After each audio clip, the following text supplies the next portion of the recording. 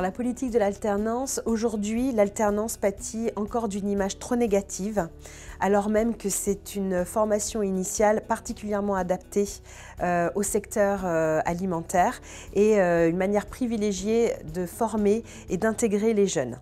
C'est une politique qui est encore en construction au sein d'Opcalim, avec un objectif qui est de développer l'attractivité, d'attirer le plus de jeunes possible, de nous adresser à la fois donc aux jeunes bien sûr, mais aussi à leur entourage, notamment ce qu'on appelle les prescripteurs chez nous, c'est-à-dire les enseignants, les parents, les missions locales, etc.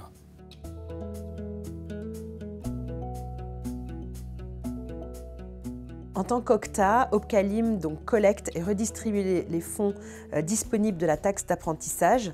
De ce fait, par le biais de la commission alternance, il peut privilégier certains CFA qui répondent à des critères de qualité qui ont été mis en place par les partenaires sociaux et ainsi améliorer la formation professionnelle.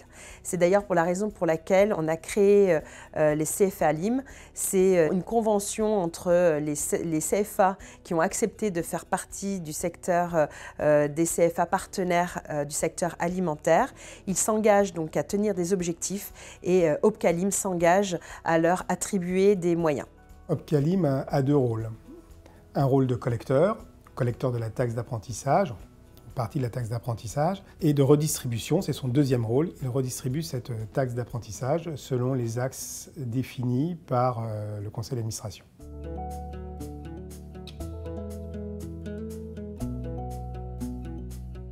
On a des attentes, le conseil d'administration définit des politiques qui sont mises en œuvre par Opcalim en tant qu'OCTA, et là on lui demande effectivement de nous aider à développer l'apprentissage en rendant plus attractif le secteur, de trouver les meilleurs CFA possibles pour former les apprentis et bien sûr des entreprises prêtes à prendre des apprentis. Le conseil d'administration a des attentes auprès des collaborateurs d'Opcalim.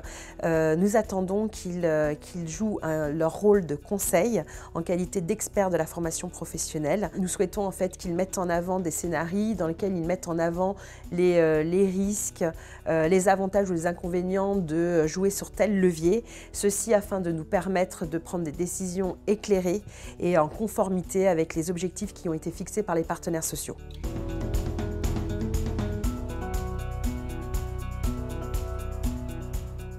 Il est encore trop tôt pour pouvoir mesurer cet impact. Nous n'avons pas assez de recul pour le moment. Ce que nous pouvons dire, c'est que nous avons des objectifs, et un objectif de recrutement et d'augmentation du nombre d'apprentis, notamment dans le secteur industriel et le secteur de la coopération agricole, qui n'a pas encore la culture de l'apprentissage, comme là, par exemple, le secteur de l'alimentation en détail, qui fait partie aussi de cet OPCA. Les partenaires sociaux ont pris des objectifs ambitieux en matière de recrutement, puisqu'ils se sont engagés à embaucher 170 000 jeunes en alternance sur la période 2014-2017. Donc, en soutenant l'alternance, on développera le recrutement.